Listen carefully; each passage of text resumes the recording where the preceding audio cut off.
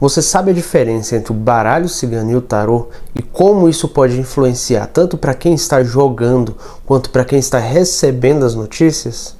Fique aqui comigo que eu vou falar um pouquinho sobre isso depois da vinheta.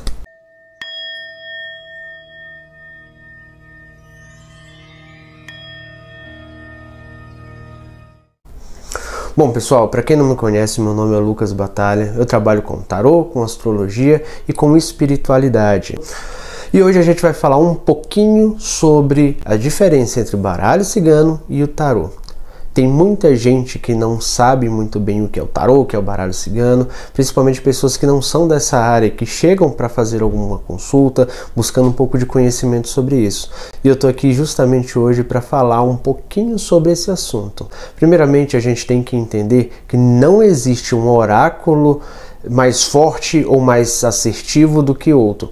Existem pessoas que se conectam melhor com determinado oráculo e pessoas que se sentem melhor com determinado oráculo. Sabendo disso, a gente já consegue ter um fluxo muito melhor para entender sobre a diferença entre os dois, certo? O primeiro ponto é esse.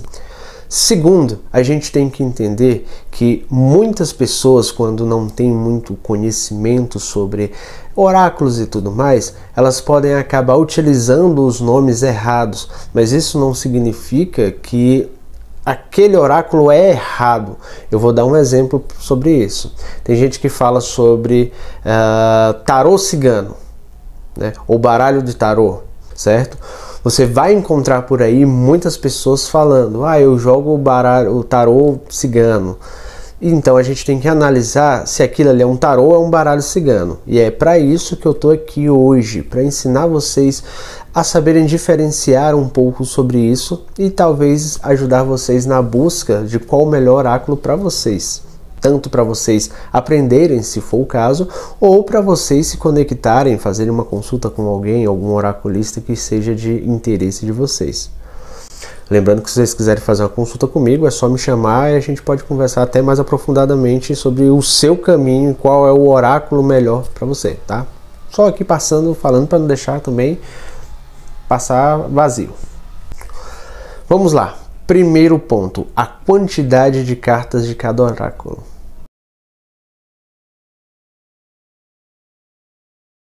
O baralho cigano ele tem 36 cartas, onde se inicia com a carta do cavaleiro e termina com a carta da cruz.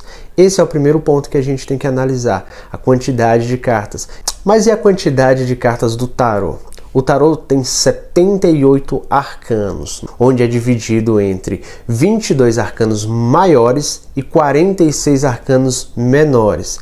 Então, se você pegar uma carta, um conjunto de cartas que está escrito tarô, você analisa isso. Quantas cartas tem aqui? São 78. Então, quer dizer que esse é bem provável que seja um tarô que segue uma tradição magística, ou seja, a tradição dos antigos. A gente pode falar sobre isso em um próximo vídeo, mas esse ponto do número, da quantidade de cartas do baralho cigano e do tarô é o primeiro grande ponto que você tem que analisar.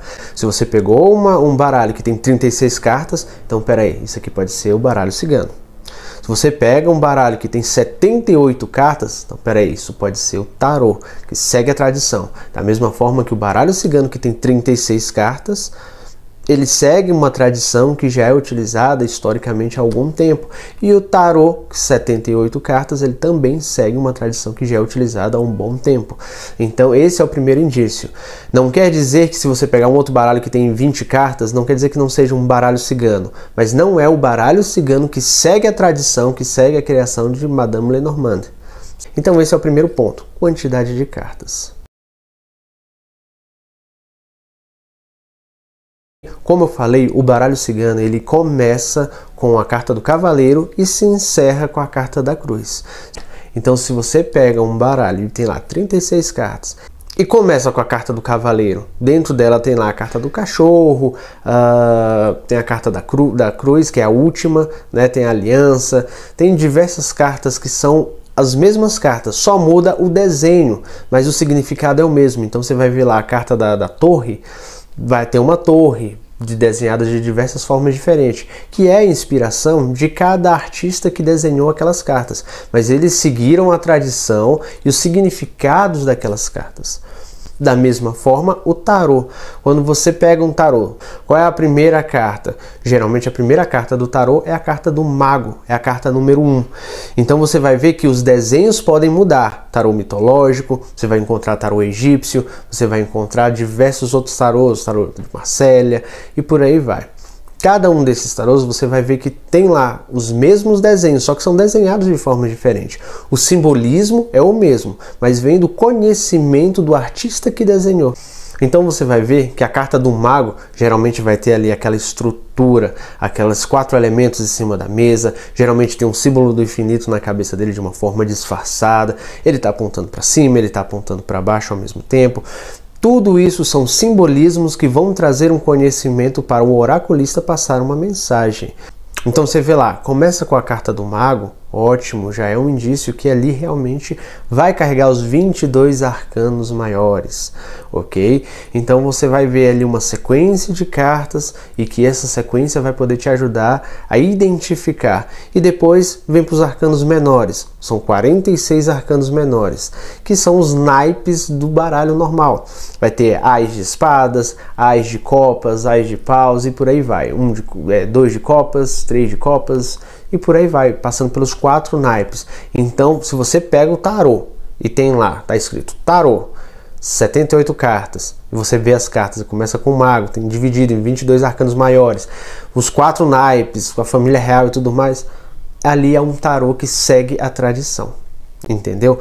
Pode parecer, mas Lucas, você está me dando muitos números, mas quando você conseguir identificar alguns pequenos elementos, você vai ver que realmente isso vai estar te ajudando a entender um pouco melhor cada um deles. E vocês vão ver que não existe diferença na mensagem que vai ser passada, mas sim na sua conexão com cada um deles. Então você vai se conectar mais com o baralho cigano, ou mais com o tarô, não importa. Ou com os dois, não importa.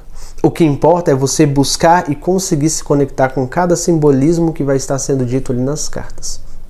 Com isso também quero deixar claro que esses outros baralhos, esses outros tarôs que chegam por aí, por exemplo, existem muitos tarôs, como eu jogo mesmo tarô de rosa caveira, não significa que eles não servem para uma adivinhação, para uma conexão. Muito pelo contrário, são tarôs e são baralhos individuais que seguem ali o conhecimento daqueles que o fizeram, ok? Eles podem sim ser usados, só que é importante a gente dividir o que é o tarô, que segue a tradição de 78 cartas, o que é o baralho cigano, que segue a tradição de 36 cartas, para que não vire uma bagunça na hora de você explicar para os outros o que é. Então não deixa de ser um tarô que tenha 40 cartas, tá? Da mesma forma que não deixa de ser um baralho que tem ali suas 10 cartas, 15 cartas. Só que um segue a tradição e outro não é uma tradição, é uma coisa mais recente. Se você tiver alguma dúvida, comenta aí embaixo, deixa o seu like, ativa o sininho que vai ajudar bastante a gente, tá bom? Qualquer coisa que vocês precisarem é só me chamar. Paz profunda e que assim seja.